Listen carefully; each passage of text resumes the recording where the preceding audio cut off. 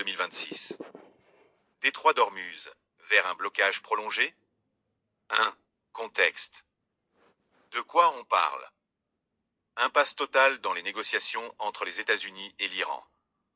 Les pourparlers de paix via médiateurs pakistanais sont au point mort. Cantou. 29 avril 2026. Golfe Persique Islamabad. État du monde à ce moment. Ni guerre totale, ni paix. Un no war, no peace qui bloque l'économie mondiale. Le détroit d'Ormuz, par où passe 20% du pétrole mondial, reste sous tension maximale. Ce qui change aujourd'hui. Trump a ordonné la préparation d'un blocage naval étendu des ports iraniens, objectif officieux, forcer Téhéran à suspendre son enrichissement d'uranium pendant 20 ans. 2 acteurs impliqués. Acteurs, position, intérêt.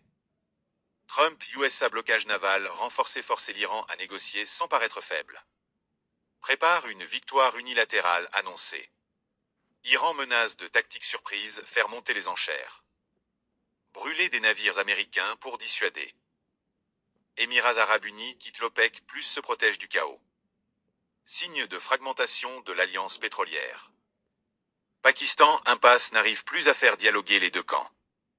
Qui perd?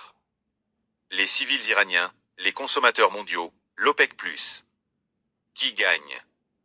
Les marchés pétroliers, les spéculateurs énergétiques et les pays qui exportent du pétrole hors du Golfe. 3 chiffres. 20% du pétrole mondial transite par le détroit d'Ormuz. Un blocage prolongé égale choc énergétique mondial. Rial iranien, au plus bas historique. L'économie iranienne s'effondre sous les sanctions et le blocus. 0 accord signé. Aucune avancée diplomatique. Une rumeur. Trump préparait une déclaration unilatérale de victoire sans accord avec l'Iran, source WSJ. 4. Exemple historique. Guerre des pétroliers, Iran-Irak. Similaire, blocage naval, attaque de pétroliers, tension dans le Golfe.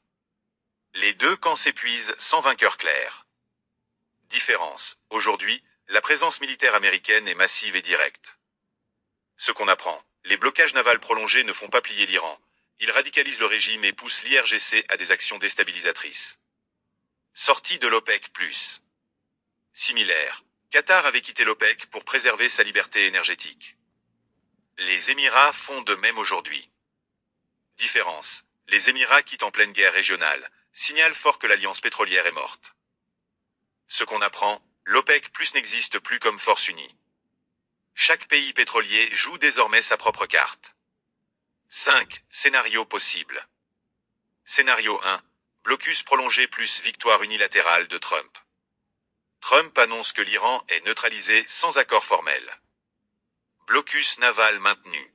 L'Iran riposte par des attentats ou attaques surprises. Marché volatile. Probabilité élevée. Scénario 2. Escalade avec accrochage naval. L'IRGC brûle un navire américain.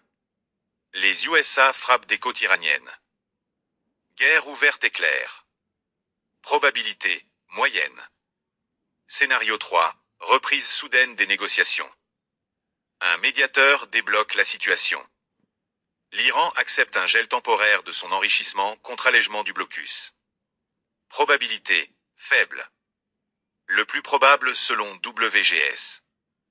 Statu quo tendu plus blocage prolongé. Trump annonce une victoire fictive. L'Iran tient par l'asymétrie. L'économie mondiale subit l'énergie chère pendant des mois. La paix n'est pas pour demain.